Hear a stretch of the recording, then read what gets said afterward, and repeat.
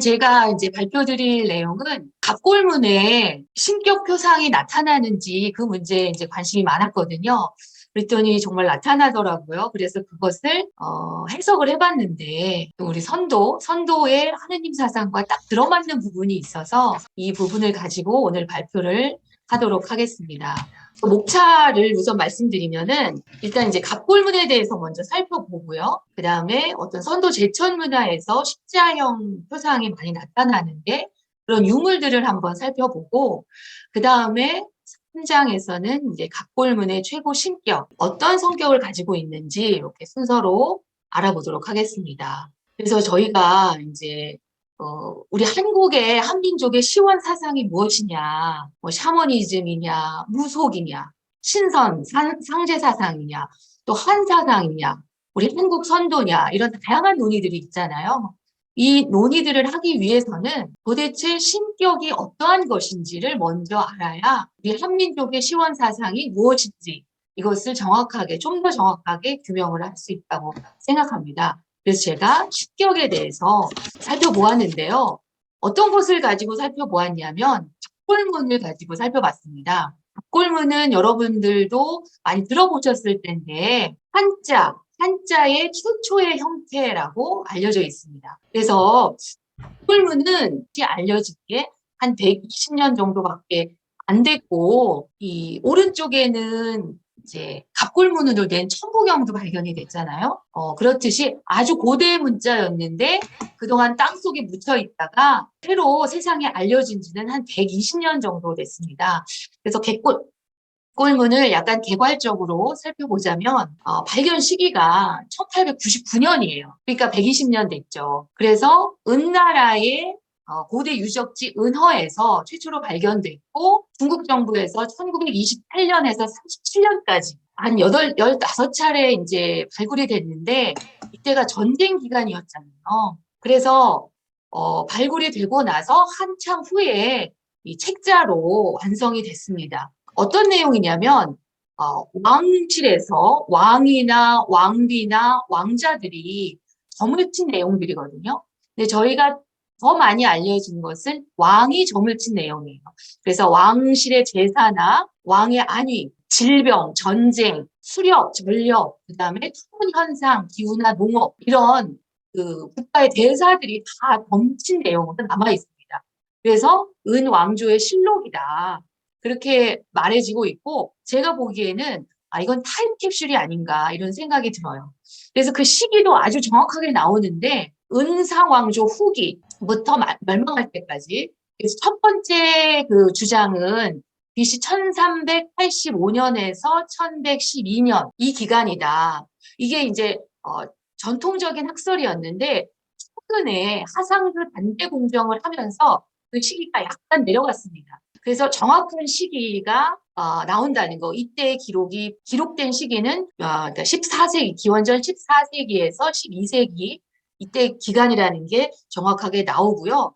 그래서 이 갑골문을 발견한 이래로 각각의 연대를 고증해서 아주 정확하게 시기를 밝혀냈어요. 그래서 그 역할을 하신 분이 동작빈인데 5가지 시기로 정확하게 나누었고 그거는 이제 각벌편의 서체를 보면은 대략은 알 수가 있어요. 이게 어느 시기다. 무정왕 시기다. 아니면 은나라가 망하는 은주왕 때인지 이런 거는 이제 서체나 그것을 보면 알 수가 있습니다. 그리고 이제 1982년에 아주 집대성적인 저작인 갑골문 협집이 출판돼서 이제 편하게 갑골문을 공부할 수가 있게 됐어요. 그래서 해독률은 한 이제 5,000자 정도 갑골문에 나오는데 그 중에 한 1,000자 정도는 정확하게 뜻과 의미를 알 수가 있고 한 800자 정도가 의미만 대략적으로 알 수 있다고 합니다. 그래서 한 1,800자 정도, 3분의 1이 그 해독이 됐습니다. 이런 각골문이 이제 모양이 이렇게 생겼어요. 그러니까 거의 그림과 유사하죠. 사람의 형태를 본떴다던가 사물의 형태를 본뜬 그런 글자들이 대다수를 차지하고 좀 그림 문자예요. 그림 문자에 가깝습니다. 이런 형태로 대략 보여드리고요. 그래서 제가 이제 각골문을 공부하면서 이거는 선도적 의미가 굉장히 들어있다라고 이제 놀랬던 글자가 이 각골문의 빗광자이거든요.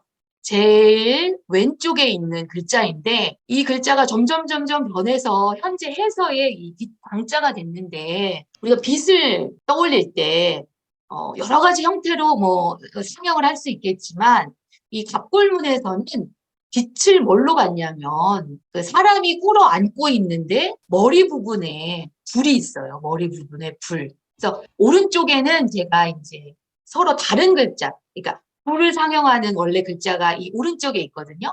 그리고 사람이 꿇어 앉은 모양이 뭐 아래에 있는데 그것을 합쳐 놓으면 이게 빛광자가 되는 거예요. 저는 이걸 보면서 이게 사람이 수행을 해가지고 광배가 있잖아요. 이게 이제 예수님이나 부처님에만 있는 게 아니라 사람에게는 이런 빛이 날 수 있다. 빛이 이렇게 개발을 할 수가 있구나. 그런 것을 이 글자를 통해서 알게 됐습니다. 이 글자가 빛광자고 때로는 불자로 읽히기도 합니다. 불자로. 저희 불한 이렇게 삼한 고조선 시대 삼한이 있잖아요. 그중에 불한이 있고 그래서 저는 이게 불한을 의미하는 것이 아닌가 이렇게 추정을 하고 있는데 그건 역사적인 의미로 그렇고 현재 글자는 빛광자로 지금 쓰고 있는 글자입니다.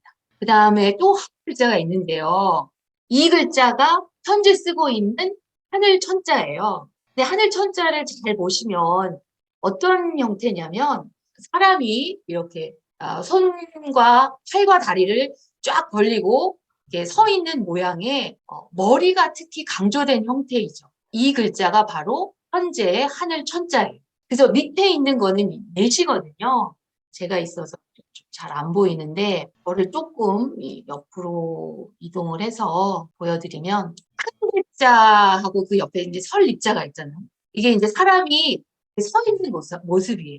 이 글자에서 이 하늘 천자가 이렇게 발전해 나왔는데 그 글자는 뭐냐면 사람의 머리를 더 강조해서 이 글자가 하늘 천자로 바뀌었습니다. 그래서 갑골문의 하늘 천자에는 정말로 사람의 머리의 의미를 가지고 있어요. 그래서 그런 이제 전복 그 갑골문 내용에 왕의 머리가 아프냐 안 아프냐 이런 거를 점을 치거든요. 그러니까는 어떤 추상적인 의미의 천 개념은 그때는 없는데 이 글자는 하늘 천자의 의미로 발전을 했다. 이렇게 알 수가 있습니다. 이런 것을 보면은 우리가 사람의 머리를 굉장히 중시하고 천문이라고 하잖아요. 그런 관념들이 갑골문에도 이미 있었다. 이런 것을 알 수가 있습니다. 그래서 이제 본격적으로 갑골문의 최고 시를 알아볼 건데요. 이런 형태의 시격이 등장을 해요.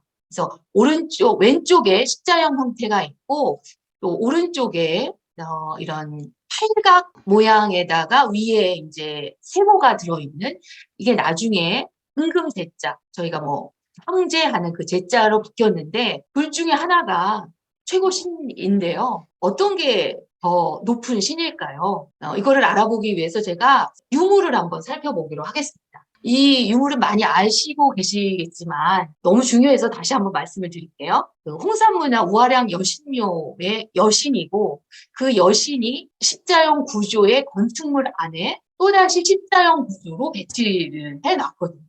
그래서 이 여신묘의 십자형 구조, 그 다음에 그 등신대 3배 크기의 여신상이 가운데에 있고 2배 크기의 여신상이 동서남북으로 있습니다. 이거를 이렇게 표시해보면 십자형이죠. 그 다음에 양쪽 날개에 등신대 2배 크기의 또 여신상이 등신대 2배 크기의 여신상이 좌우로 있고 등신대 크기의 여신상이 4개가 동서남북으로 있습니다. 이것은 십자형 구조의 십자형 배치 이렇게 볼 수가 있습니다.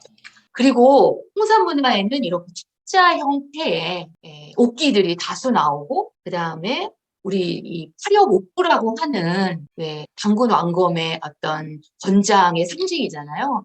그런 것이 청동기, 단군 왕검 시기에는 청동기로 있었는데 홍사 시대에는 돌로 만든 돌도끼 형태로 이런 게 나오거든요. 그래서 이것도 가운데를 강조한 형태의 그 십자형 구조다. 이렇게 보시면 될 것 같아요. 홍산문화에서 이런 형태의 유물이 나왔고, 그 다음에 이제 중국의 양자강 유역, 폐하 유역의 대문구 문화 유적에서 이런 옥거북이가 나왔어요. 옥거북이가 그 사이에 그 옥판에 이제 어떤 그림이 그려져 있는 거북이가 나왔는데 이 옥판에 어떤 형태의 그림이 그려져 있냐면 이 왼쪽 형태의 그림이 그려져 있어요. 그래서 보시면은 제 가에 네 개의 깃털 같은 모양, 네 개가 나왔죠. 그 다음에 가운데 동그라미 안에는 8개의 깃털 모양으로 8개가 나와 있고 또 가운데에 중심점이 있으면서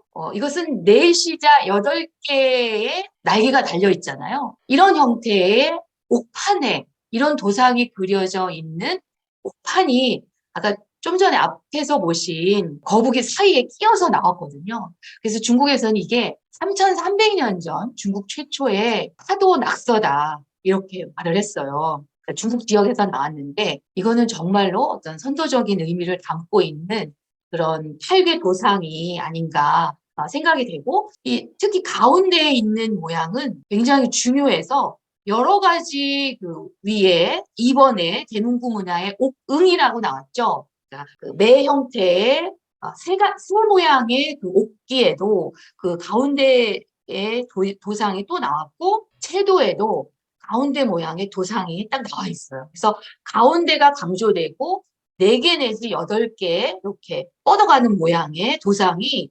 채도에도 나오고 흑도에도 나오고 옥기에도 나오고 그다음에 가장 중요한 옥거북이 안에 끼어있는 형태로도 나오고 그래서 이런 4 내지 8 그것을 이제 선도 기학에서는 오기, 구기 이렇게 표현을 하거든요. 왜냐하면 가운데 동그라미가 중요하기 때문에 아예 4개 더하기 가운데 동그라미 그래서 오기 또는 8개, 8개의 날개에다가 가운데 동그라미 해서 구기 이런 아주 중요한 형태의 도상이 나옵니다. 앞에서 보신 갑불문의 신격표상 도상과 같죠. 그래서 단군조선에도 이런 형태가 나오는데 잘 보시면은 캔줄형이잖아요. 8개의 가지가 있는데 그 가운데에는 또 십자 모양 내지 4개의 표현에 4개가 달려있는 또 도상이 또 나와요. 요 3번 덕산출토라는 청동 팔줄형을 보면은 가운데에는 십자형이 있고 또 8가지 뻗어나간 이파리가 있잖아요. 그러니까 4와 8 이것이 다 같이 나오는 형태가 단군조선의 신성표상에도 나오고 아까 대문구 문화의 그 옥거북이 형태에서도 나옵니다.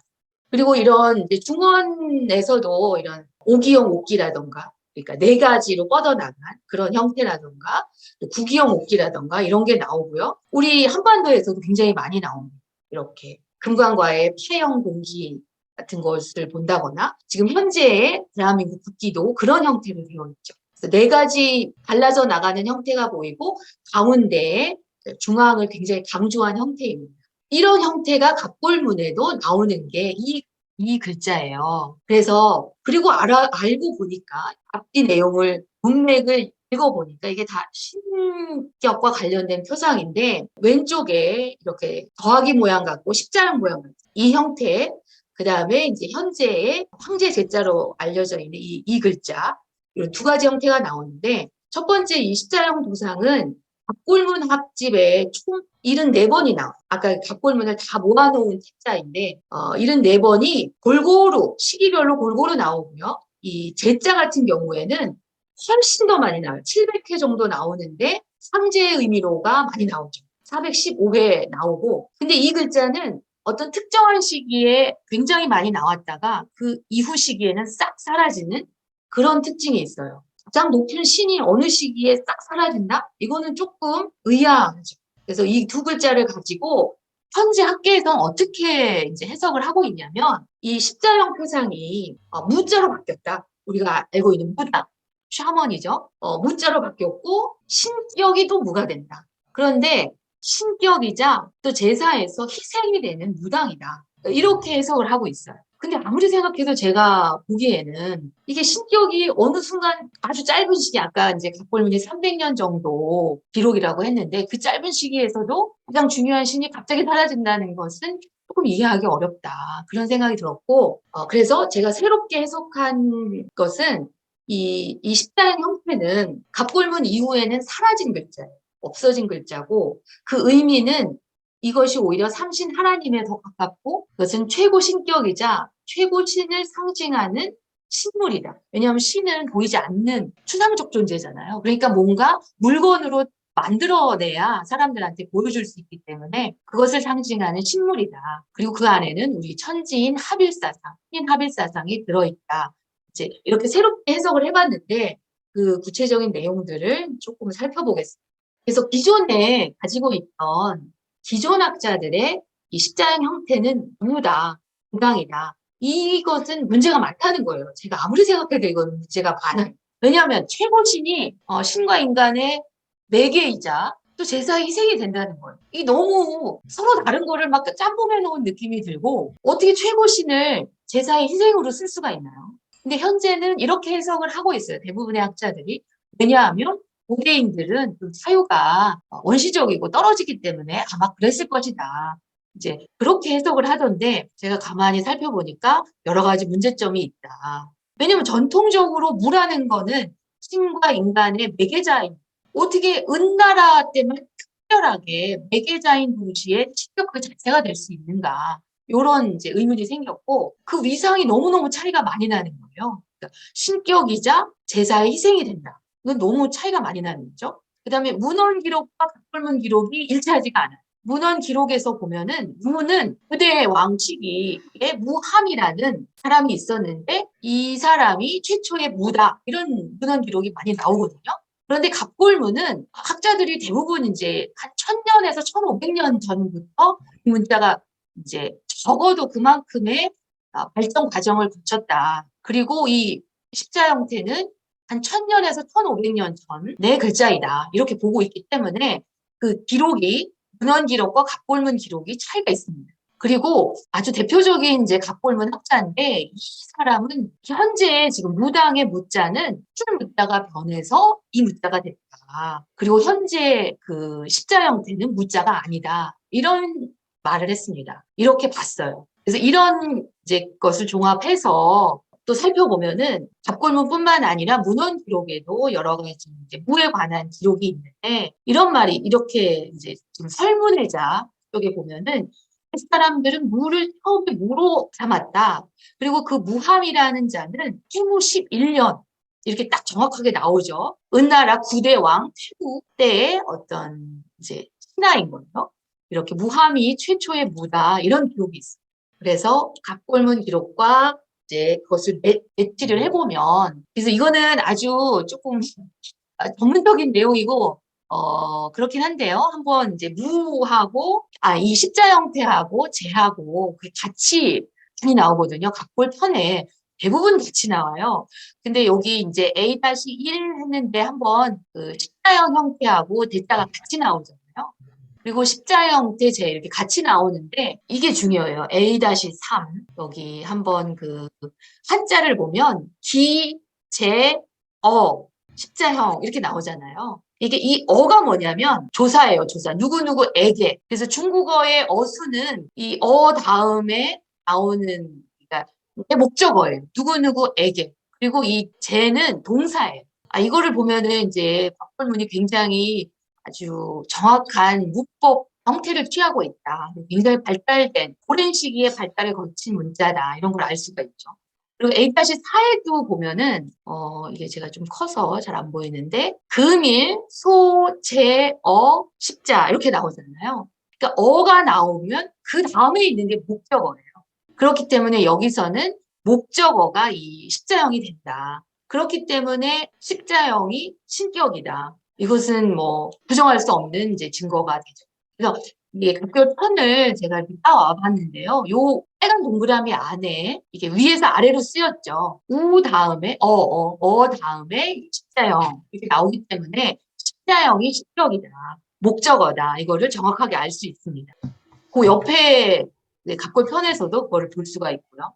그래서 또 여러 가지 이렇게 살펴보면은 그러면 이 십자형은 어떤 의미를 갖고 있느냐. 그러면 보면 숫자 4와 결합한 형태가 많이 나와요. 숫자 4 내지는 동서남북 이렇게 많이 나오거든요. 2-1 보면 동 십자가 이렇게 나오잖아요. 동서남북 이런 거에 동과 결합하고 그 다음에 4, D-2는 4와 결합하고 3은 북과 결합하고 또 B-4도 사와 결합하잖아요. 그러니까 사의 의미를 가지고 있는 거예요. 그래서 저는 어떻게 해석을 했냐면 이 동서남북 이렇게 볼 수도 있지만 그 왜 마고신화의 물질계를 구성하는 사요소 이렇게 나오잖아요. 왜냐하면 이게 십자형이 추상적 개념이기 때문에 단순히 동서남북이라기보다는 마고신화의 사 요소, 4대 요소와 더 관련이 있을 거다. 저는 그렇게 생각을 했습니다. 또 보면 구와 결합하는 형태도 많이 나와요. B-5에 보면은 구십 이렇게 나오잖아요. 여기도 구십, 강어, 유십. 네, 십자형을 이게 사라진 글자이기 때문에 음이 뭔지를 몰라요. 무가 아니라면 현재 학자들은 무라고 보지만 무는 절대 아니기 때문에 이것은 사라졌다고 보고 음은 그래서 알 수가 없어요. 이 음을 밝혀내는 게 또 하나의 과제겠죠. 그런데 이제 구와 결합하기 때문에 이 구는 뭐냐면 선도적으로 해석하면 우리가 구중천 이런 얘기를 많이 하잖아요. 또는 뭐 구천, 구중천, 구기 가장 뒤에 분화된 형태, 의 가장 높은 차원 그게 구기 때문에 아마 십자형 이렇게 쓴 것입니다. 그리고 이제 자연을 관장하는 그런 본능을 가지고 토지의 신이나 화가의 신이나 한의 신 이런 것들을 관장을 하죠. 그런데 이제 제가 여기서 이제 원형 탈모가 왔어요. 이게 안 풀려가지고. 이걸 보고 보통의 학자들이, 대부분의 학자들이 이게 무당 맞지 않냐. 왜냐하면 물건처럼 쓰이거든요. 물건이나 뭐 사용한다. 용이나 취나 이 이는 보내다 이런 뜻인데 뭐 보내고 쓰고 이런 형태로 그거의 목적어로 쓰여요. 이 식사 형태가.